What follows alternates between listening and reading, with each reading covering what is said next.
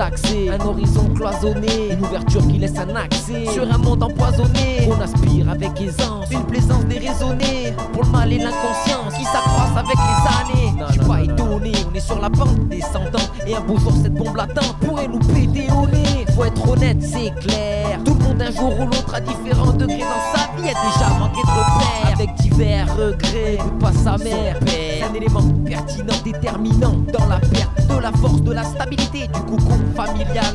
Dis-moi en France le nombre de mi-femmes monoparentales. Pour moi c'est la disparition d'un pilier fondamental. C'est anormal comme de courir avec une prothèse. On se protège de ce malaise mental. Comme on peut mais on est atteint, le mal a déteint et notre esprit se perd comme le rôle des parents. C'est de plus en plus apparent. Pas besoin de mettre une tenue d'apparat devin pour voir ce qu'on devient. Rien de bon, rien de bon. Plus de repères, on repart tous les jours à zéro. Plus de repères, on repart tous les jours à zéro. Plus de repères, on repart tous les jours à zéro. Plus de repères, on repart tous les jours à zéro. Plus de repères, on repart tous les jours à zéro. Plus de repères, on repart tous les jours à zéro. Dépouillés mentalement, les jeunes de maintenant ne savent plus où aller. Prendre exemple sur leurs aînés, mais ceux-ci luttent pour exister. Un emploi, une famille, ce n'est pas l'objectif de tous. Certains rêvent de grosses carottes, d'autres veulent sortir l'humain du gouffre. Mais tous souffrent d'un manque de repères, n'est plus comme hier, où les choses étaient claires. Les destins tracés, les gens fiers de leur identité.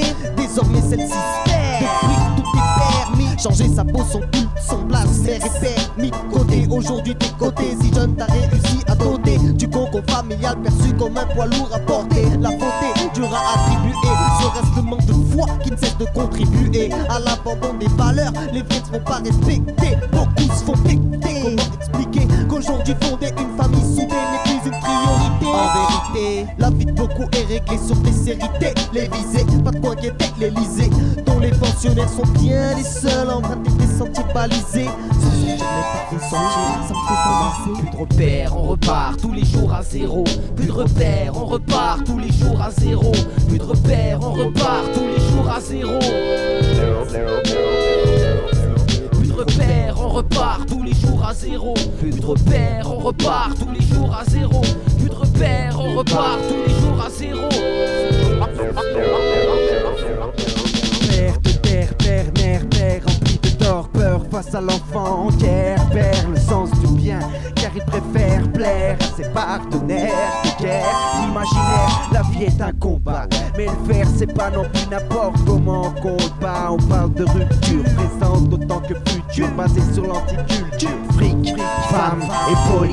Mais on n'est pas en Californie, pourtant tout le monde rêve d'être star. À celle du berger, on préfère celle du mouton. Nous doutons à tâtons comme un aveugle sans bâton. Et c'est de plus en plus dur de faire son empreinte, avancer sans crainte selon le chemin qu'on emprunte. Le cerveau, une boussole sous haute tension, qui est sans point de repère, en perdition. Et on est moins cartésien quand on s'écarte de l'appui et du regard des siens. On apporte plus d'importance à l'égard des biens.